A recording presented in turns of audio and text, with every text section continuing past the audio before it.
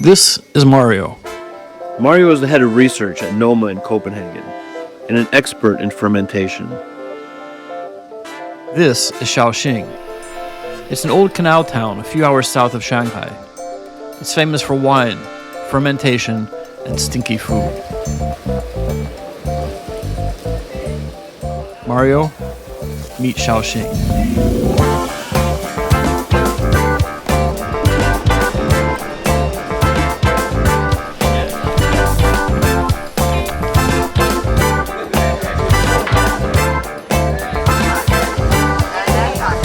In this episode, we're taking you guys and Mario to fermentation land, Shaoxing. We're going into a factory to see hairy tofu and soy sauce being made. We're going to a farm to see the plant that's crucial to making stinky tofu. Tastes like cow, like a wet cow.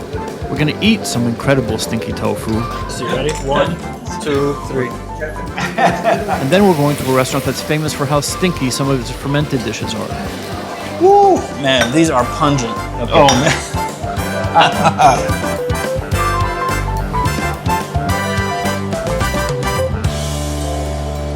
We came to the factory specifically to see how they make furu, fermented and pickled cubes of tofu that are like little flavor bombs.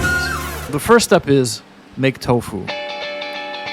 Making tofu is very similar to making cheese, except first you have to make the milk. So you soak and then grind soybeans with water to make soy milk. Then, like cheese, you curdle that soy milk, strain it, and press the curds into tofu. You can already smell it. Oh yeah, you can smell the beans already. Yeah. Wow. 是那个水浸泡，我们是昨天晚上11点浸泡，到现在浸泡大概8个小时左右。中国磨浆，这是第一代磨浆机。 Wow, so it's ground 3 times, right? Very important because when you're actually making tofu, the curdling is essential. You have to release all the protein to be able to curdle. Right. Otherwise, it's going to be too thin to be curdled. Right.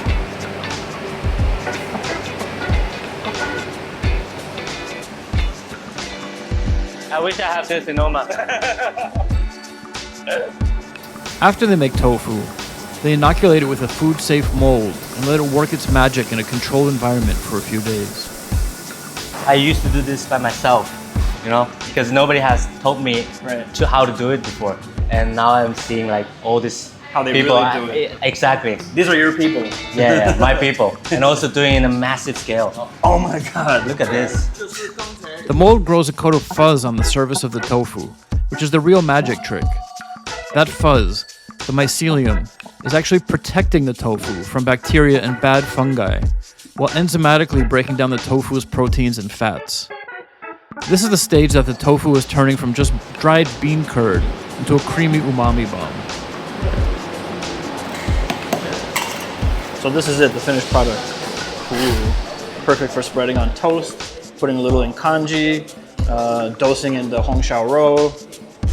All kinds of uses where you need like a little umami bomb, a little creamy flavor bomb to put into something. This is 18 cubes of that. Welcome to Fermentation Land. So we came to Shaoxing for fermented stuff, and we thought we were just coming to this factory to see furu, but this factory does everything. Huangzhou, vinegar, soy sauce. We're on the rooftop of a soy sauce garden here.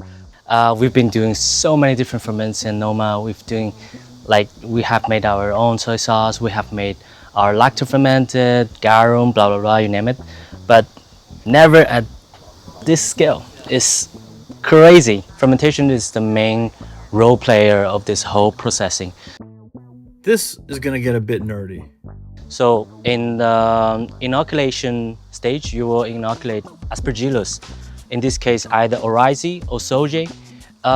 What they do is they're gonna break down all the starch into simple sugar and then protein into amino acid, which gives you this savory, deep flavor. And salt, of course, they need to combine with the amino acid and then become something that we taste as a xian wei in Chinese, we call it.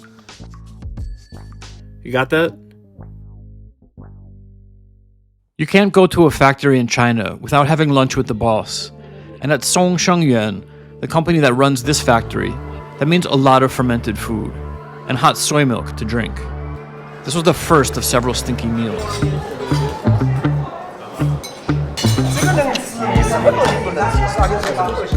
I don't know if you want that much. Oh shit.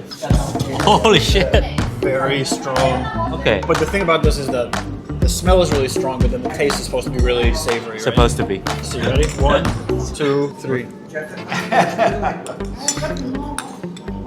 Actually, it's nice now. Really nice. It's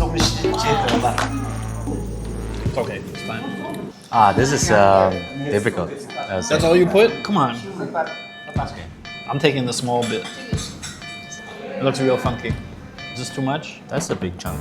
It smells like garbage. You gotta be honest, it smells like garbage. So, but Okay. let's taste it. Ready? Okay, just.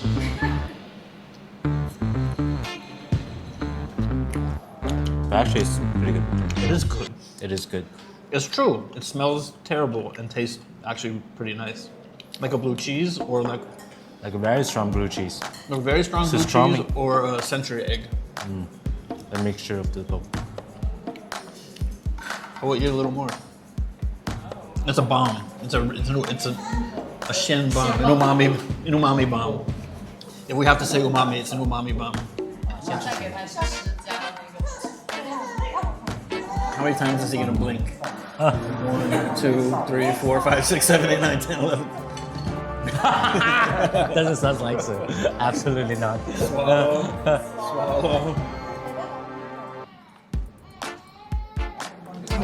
Salty. We'll taste it. It's more salty. Yeah. Tastes like cow, like a wet cow. Instead of dog, the cow.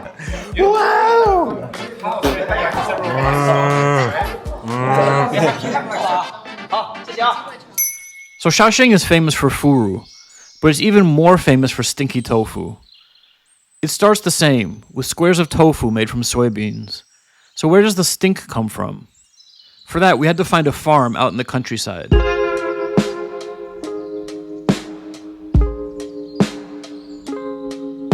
This is what we came for. It doesn't look like much, but this is really the soul. This is where stinky tofu starts in Shaoxing. Amaranth. In the rest of the world, you might see amaranth leaves as part of a generic salad mix.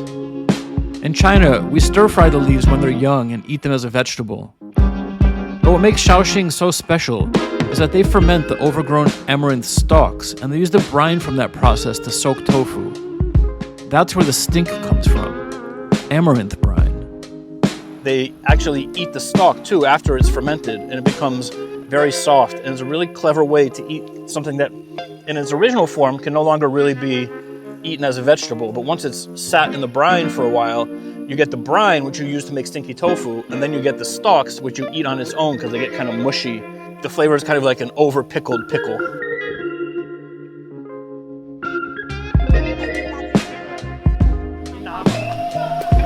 guys want to taste it, right? Yeah.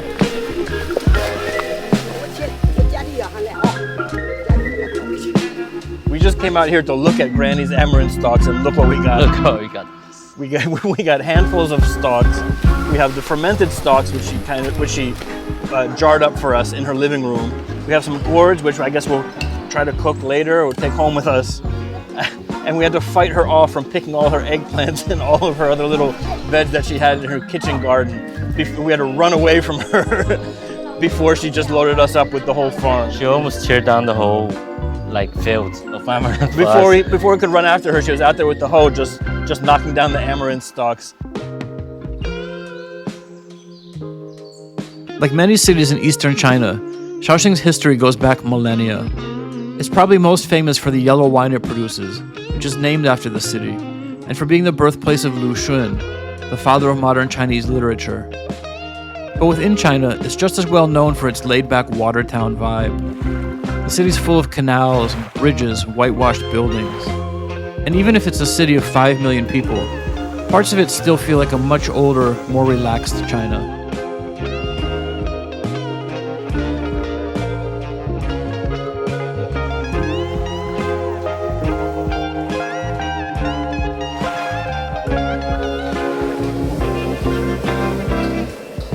Fermentation can have a bad side too. Putrefaction. When food decays for too long, or in a way that makes it spoil and become inedible. So I asked Mario how he thought people figured out the difference. When you talk about fermentation, it's actually just one very thin line between putrefaction. Right. Because putrefaction also is fermentation, it's just go for too long. Too much. And too much. And for sure at some point of the history, somebody has done this for too long. Yeah. And then but they're still okay and they have to eat it. Right, so they've been pushing that line. Exactly. Right? That line's been moving. Or either moving. this must is because of resource or it's because of they don't want to throw it away. Right. It must have a force over there like hundreds of years ago just to, get to taste this molded and a little bit stinky tofu, and this guy said, it's fucking good. Right. It's actually really savory. It's actually really delicious. But one of the things that I heard from people when we've been in talking to Shaoxing chefs before is that this really isn't poverty food. It actually is quite the opposite. The area here is so abundant. They were telling us in the factory today that it's right on the 30-degree line in the northern hemisphere, right? And that on this 30-degree line, they have phenomenal agricultural resources. So they grow so much, they need to preserve it. It's not like preservation because they don't have enough. It's preservation because they have too much. They don't want to waste it. Yeah, they don't want to waste it, right? And they figured out that through fermentation, they can turn it into something that's edible and not just edible, but they've been smart. They've been really smart and turned it into something that's delicious as well. But it's like, all right, if you can get past that hurdle, there's really a lot of treasure waiting on the other side. Shaoxing still has some really cool old school markets. On our second day, we went to a morning market in downtown to have a look around and to see what fermented stuff we could find.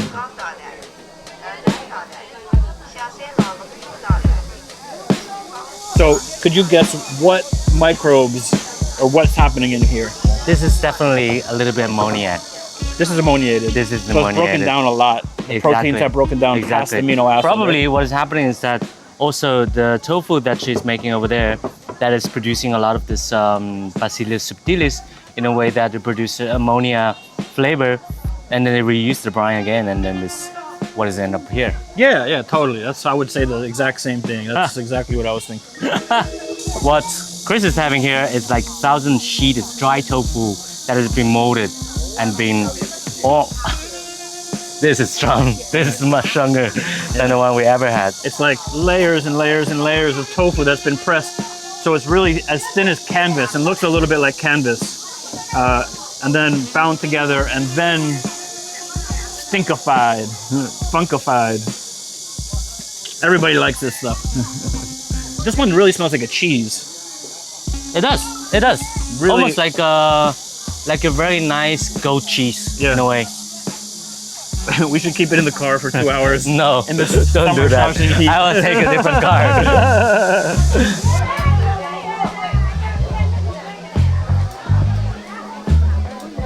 For our last stop in Shaoxing, I took Mario to one of the city's most famous stalls for stinky tofu. Doesn't even smell as bad as some gym locker rooms that I've been to. 这怎么吃？吃的很香的，这个外面是脆的，里面是嫩的。 Here we are with the stinky tofu in Finally. Shaoxing. Finally. Not the only place in China that makes stinky tofu, but arguably the most famous. For sure. For sure. Another most famous one is where I grew up eating with the black one. In Changsha. Exactly. This is the golden one, and It doesn't stink that much, to be honest. it almost doesn't stink at all. It Exactly. smells more like the chili sauce and the sweet bean Yeah. sauce that we put on it. So we got 8 pieces here. So I got 2 sticks. Let's go. Okay, let's see. Oh, very soft. Super soft. But it's super crunchy on the outside. Yeah, I just go with that. I think that's a better move. It's actually delicious. Yeah, it's really good. It's savory, Wow. very savory, very slightly cheesy. The inside is quite soft and creamy. Like they say, it smells stinky, tastes really savory. The outside's crispy, the inside's creamy. I think That's a pretty accurate description. But this, I think it's for everyone. If you like, I don't know, any type of just slightly strong cheese, Roquefort, you know, Camembert. And one thing is that it's really juicy. And the little bubbles inside, that you can see that the mold or the bacteria in this case has been broken down the protein. So they're forming a little bit this Quite a hole. lot. Yeah. And then you allow a little bit more air in it. Also you trap the water. And then they become like this aerated structure. I cannot stop. Yeah, this is really good. Yes. Hangzhou's a big city right next to Shaoxing, and there's always been a lot of back and forth between the people in this area. So we took a little drive to visit Xiaodianhuang, a Shaoxing restaurant famous for its stinky dishes. This is it, Mario. This is our last stop. We're an hour west of Shaoxing in Hangzhou, but that's okay because what they say is that Hangzhou turnips are grown in Shaoxing, which means that there's a lot of people from Shaoxing in Hangzhou. And we're at a Shaoxing restaurant here in Hangzhou, and we got the stinkies in front of us. We got 4 stinkies, so many stinkies that when they put them down on the table, the waitresses said to each other like, "Wow, 4 stinkies." So we're gonna jump in, right? What do we have here? We have stinky tofu. This is stir fried with Soybeans. soybeans, young soybeans. We have also steamed stinky tofu. Stinky tofu with amaranth stock, also steamed. This is 1,000 layers, also molded with pork. And this is dry tofu, soaked in amaranth stock brine. Let's get in there. Okay. Oh man. It's fun. All right, let's get into this one. How's this smell? This one looks like melted. It looks like melted cheese over the top of Exactly. like some Asparagus. All right, go ahead. Okay, I'll try. Woo, man, these are pungent. That stinky tofu that we had was nothing. Like the stinky tofu is not even the same. It's not even the same family as this. Yeah. This is a different word. This is pungent. This is beyond stinky. Okay, we're gonna do this one first. I'm gonna do this one first. I've had this one before. I love this one. I'm gonna have a little bit of this, the stir-fried one. Wow. It's pretty good. It's pretty good. So we have 2 more stinkies. We didn't do the meiqianjiang. Let's have an amaranth stock. I'm gonna use my fingers. Wow, look at this. This is awesome. Oh, It's like a shell. it's like a straw, basically. It's like a shotgun shell. Ah. Yeah. Wow. Okay. All right. Shut it.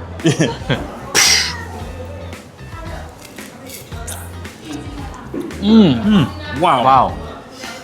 Wow, that's good. The last one that we Why had like synchronize this. with me. Yeah. Jinx. The last one we had was like Very salty. Yeah. And this one is like, wow, it's actually savory. This is so good. It's also spicy because there's a little chili in the broth, but it's just like a savory. I don't know. It's like savory applesauce in here now because it's like a mush. It's like a vegetable mush. Oh wow! The other moldy 1,000 cheese that we had was really soft and really ammoniated.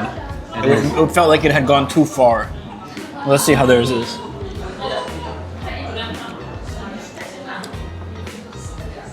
That's more challenging. It's not as ammoniated. As last time? Of course, all of these things smell worse than they taste. The taste is always savory. The smell is really stinky. But this has some.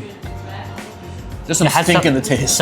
It has some punch This in a one- way. I think also this is a little bit more of the most hardcore one, like among everything. We can't end like that. We need to end with a big spoonful of something stinky.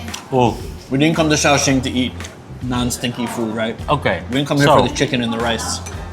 So, I'm gonna take 1 big spoonful, of everything. all of them together. Yes, all of them together. Is that what we're doing? Yes, Okay. I think so. All right, let's do it. I'm gonna take. So I need like a quarter of a spoonful of this. Quarter of a spoonful of. This is really Frankensteining the stinky. Oh man.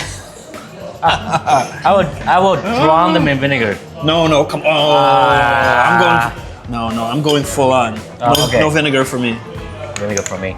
Okay, I got more than a spoonful. I got 2 spoonfuls here, but I'm gonna do the whole thing. Okay. Shall we? Gancho. Gancho.